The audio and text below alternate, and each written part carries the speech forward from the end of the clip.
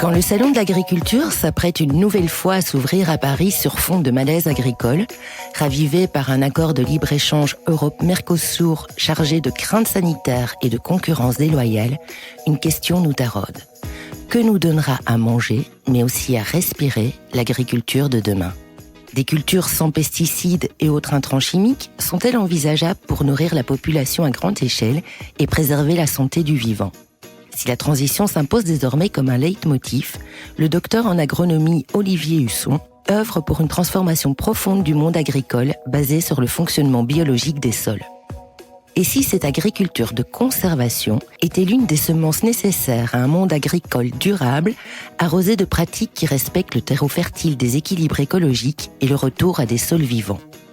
Chercheur au CIRAD, membre du conseil scientifique du mouvement pour l'agroécologie en France, Olivier Husson est l'invité de cet épisode.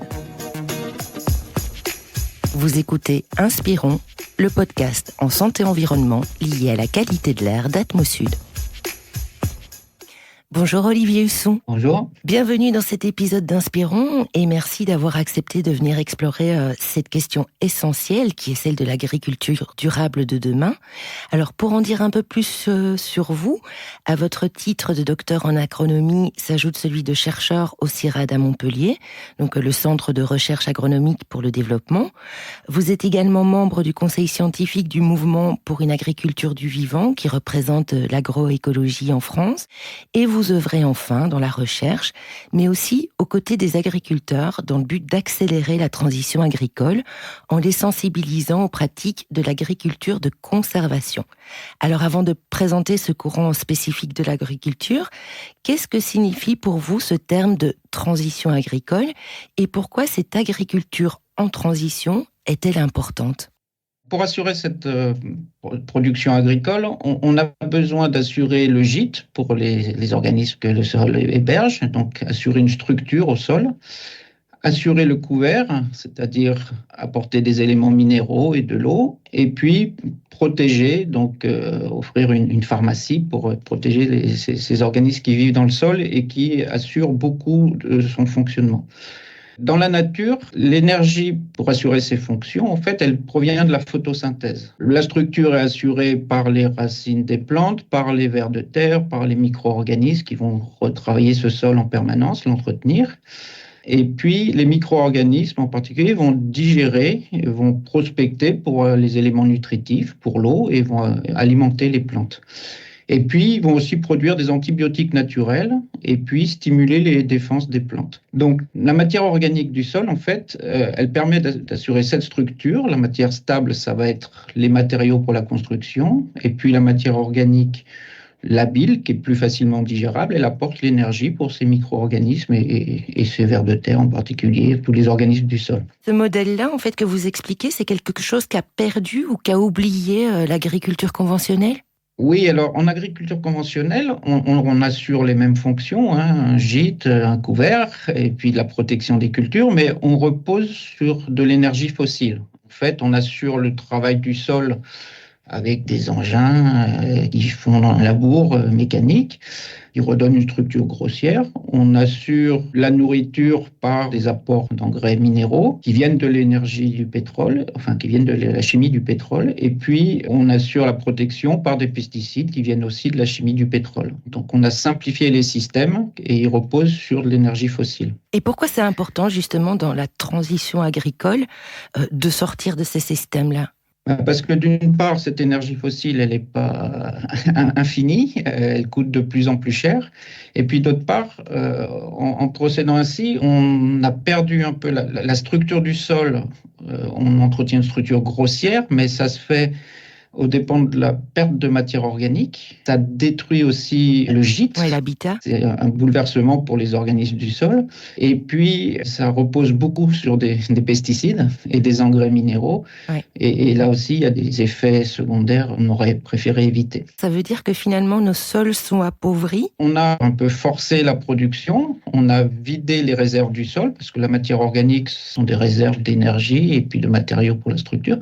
Donc, on l'a vidé. On a minéralisé, donc on a utilisé cette énergie, donc ça a permis une production forte, mais au détriment souvent de la qualité et de la santé. Vous êtes un des spécialistes de l'oxydation des sols et ça prend tout son sens en fait quand on parle de cette agriculture désirable de demain. Est-ce que vous pouvez nous en parler un petit peu ? En fait, l'utilisation de l'énergie, ça se fait par de la respiration qui va faire l'inverse de la photosynthèse. La photosynthèse prend du CO2, fait des chaînes de carbone, c'est un peu des compartiments de la batterie, et accroche de l'énergie sous forme souvent d'hydrogène. Donc, on va faire des sucres, donc accumuler de l'énergie. La respiration, c'est l'inverse. Ça va utiliser ces sucres pour récupérer l'énergie, ça libère du CO2. Et en minéralisant, on a récupéré beaucoup d'énergie, donc on a vidé l'énergie des sols. On a produit beaucoup, ça a permis de produire, mais aussi on a libéré beaucoup de CO2 qu'on retrouve dans l'atmosphère. Et on parlait tout à l'heure évidemment de l'usage des pesticides et des engrais chimiques de synthèse qui viennent en fait augmenter cette oxydation des plantes et de leur impact en fait sur ces sols, mais aussi sur l'air. Et c'est peut-être quelque chose dont on ne parle pas assez. C'est que quand on évoque le mot pesticide, on pense au contenu de nos assiettes, et pour autant, bien, on respire beaucoup de résidus de ces pesticides. Et je rappelle d'ailleurs en petite parenthèse que Atmosud a été précurseur de la surveillance de ces résidus de pesticides dans l'air, puisqu'il les observe depuis 2011 et qui participe à la récolte de ces données sur la plateforme nationale commune Fitatmo, et que nous avons participé aussi à la grande étude Pestirive qui portait sur la question de savoir comment les populations riveraines des vignes étaient impactées par les pesticides dans l'air qu'ils respiraient.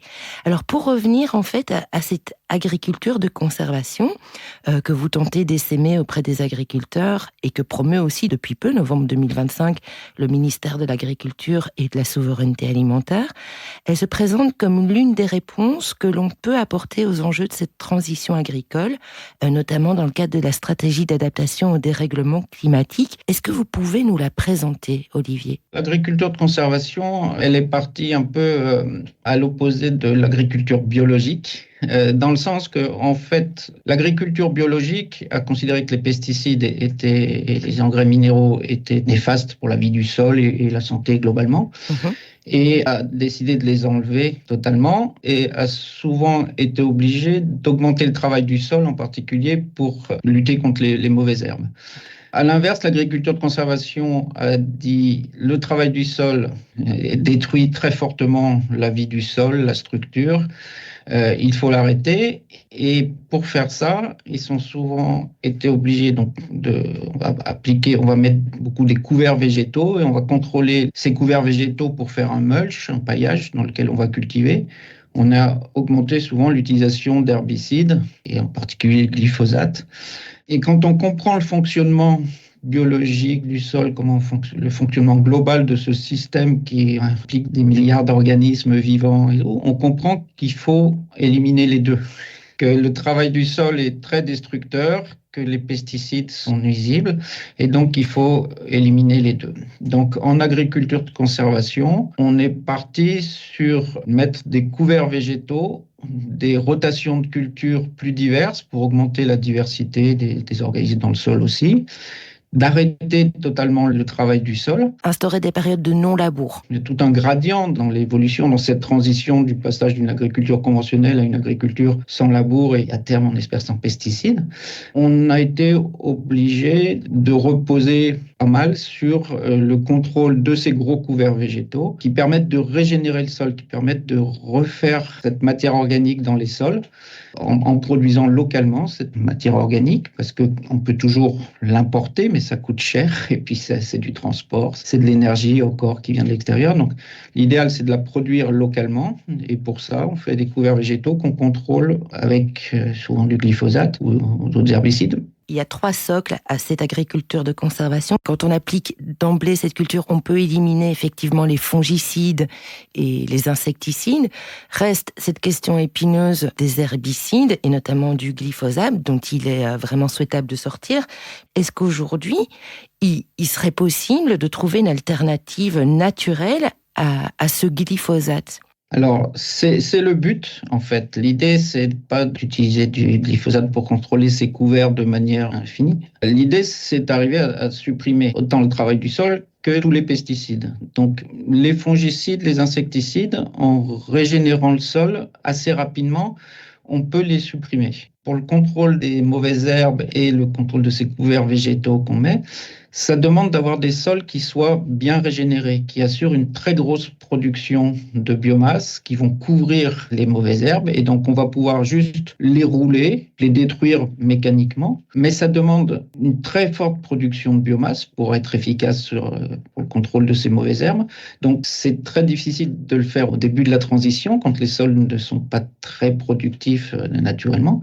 Par contre, à terme, il commence à y avoir quelques systèmes, ça reste rare, ça reste des pionniers, mais qui arrivent à se passer du glyphosate, mais sur des sols régénérés. En début de transition, ça va être très difficile. C'est un compromis. Ils sont utiles parce qu'ils permettent d'avoir des systèmes qui font ces grosses biomasses, qui construisent le sol, qui régénèrent le sol. Et l'idée, c'est d'arriver à s'en passer, effectivement. Ça voudrait dire quoi? Ça veut dire que dans la transition agricole, utiliser le glyphosate doit s'inscrire comme un mode transitoire aussi?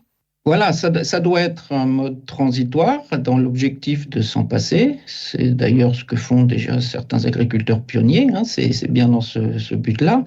Ça peut rester une roue de secours parce qu'on n'est jamais à l'abri d'un accident climatique, mais ça doit absolument pas être le moteur sur lequel repose le système. L'idée, c'est de s'en passer autant que possible.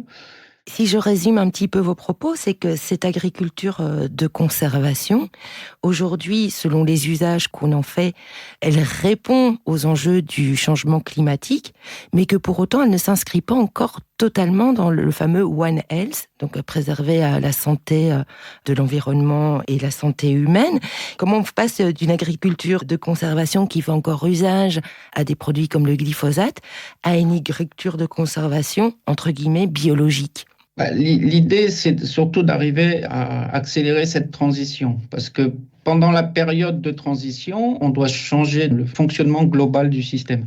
Et donc, le temps que ces fonctions soient remplacées par de la biologie, ce qu'on assurait par de la chimie et du travail du sol soit remplacé par de la biologie, il y a une transition. Il faut que les systèmes restent économiquement rentables pour les agriculteurs. Mais une fois que ces systèmes sont installés, que les sols ont été régénérés, ces systèmes deviennent extrêmement productifs et rentables surtout, parce qu'on peut baisser fortement les coûts de gasoil pour le travail du sol, on va baisser les coûts de pesticides, on rajoute un peu des coûts de semences de ces couverts, mais globalement les coûts sont baissés, les rendements sont beaucoup plus stables et résistants aux aléas climatiques, et les frais engendrés étant plus faibles, la marge reste beaucoup plus élevée. Donc une fois que les systèmes sont installés, on peut prendre un peu plus de risques pour se passer complètement de tous les pesticides. En début de transition, c'est pas possible. Le but à terme, quand un sol a retrouvé sa pleine vitalité, quand il revient pleinement nourricier, en fait, on n'a plus besoin de ces produits chimiques. Est-ce que du coup, il peut assurer toutes ces fonctions de protection contre les invasions de ravageurs potentiels et les maladies de façon naturelle? C'est ça que vous dites? C'est ça l'idée à terme. On peut réduire fortement. Après, il y a toujours la notion de risque que va prendre un agriculteur. C'est toujours rassurant de se dire on a fait quelque chose pour protéger. Mais à terme, l'idée, c'est ça, c'est d'avoir des sols, ce qu'on appelle suppressifs des maladies, et de contrôler les adventices par des gros couverts végétaux qu'on contrôle eux-mêmes de manière mécanique. Mais là aussi, ça demande de passer avec des tracteurs et donc on risque de compacter les sols. Sur un sol bien régénéré, le risque est faible. Sur un sol dégradé en début de transition, ça augmente la compaction et donc c'est contre-productif. Aujourd'hui, en fait, on est à quelle proportion d'agriculteurs en France qui sont passés à cette agriculture de conservation? Alors, c'est difficile de donner un chiffre exact parce qu'il y a tout un gradient. J'ai un peu caricaturé en décrivant l'agriculture conventionnelle d'un côté et l'agriculture de régénération de l'autre. Il y a tout un gradient. Il y a des agriculteurs qui baissent progressivement le travail du sol. Il y a des couverts végétaux de plus en plus implantés. Donc, c'est difficile de mettre un curseur, mais ça reste pour l'instant assez limité. Ça va être entre 5 et 10% des surfaces en France. C'est quand même Au niveau mondial, on doit être autour de 200 millions d'hectares. Ce n'est pas négligeable, mais toujours avec où est-ce qu'on place le curseur de ce qui est vraiment de l'agriculture de conservation ou ce qui est de la transition. Mais cette transition fait partie du système. Il faut arriver à considérer qu'on vise à une agriculture biologique de conservation, mais qu'il y a toute une étape de transition où on va réduire progressivement pour être performant au niveau de l'amélioration des sols, mais aussi au niveau économique. Il faut que ça reste productif et rentable surtout. Et puis, encore une fois, ce n'est pas proposé de baisser la production à l'hectare. On peut nourrir toute la planète avec les productions. De l'agriculture de conservation bien faite, on produit autant qu'en conventionnel les bonnes années et plus les mauvaises années climatiques parce que le sol donne une capacité à tamponner les aléas climatiques. On connaît aujourd'hui le métier d'agriculteur, c'est très compliqué de vivre de ce métier. Est-ce que vous constatez, Olivier Husson, qu'il y a quand même une prise de conscience, notamment de l'impact sanitaire de ces produits chimiques sur leur santé même ? Alors oui, moi j'ai probablement une vision très faussée de l'agriculture française. Bon, déjà, j'ai travaillé longtemps à l'étranger, mais surtout, les agriculteurs avec qui je travaille sont des agriculteurs souvent pionniers qui ont pris conscience de tout ça très, très tôt et qui ont fait évoluer les systèmes. Mais oui, il y a une évolution. Et surtout, il y a de plus en plus d'échanges d'informations parce que cette agriculture, en fait, elle demande plus de connaissances. On est moins souvent sur le tracteur, mais on est plus à regarder nos champs, à apprendre des choses, à échanger. Et pour faire cette transition, c'est toujours prendre un risque de changer par rapport à ce qu'on connaît. Bien sûr. C'est important d'être accompagné, de ne pas se sentir tout seul. Et donc, des groupes d'échange, des associations qui travaillent dans ce sens-là, de partage de l'information, c'est extrêmement important pour arriver à aider ces agriculteurs à passer le cap. Sans oublier évidemment l'aide étatique pour accompagner les agriculteurs dans la transition vers des procédés plus durables.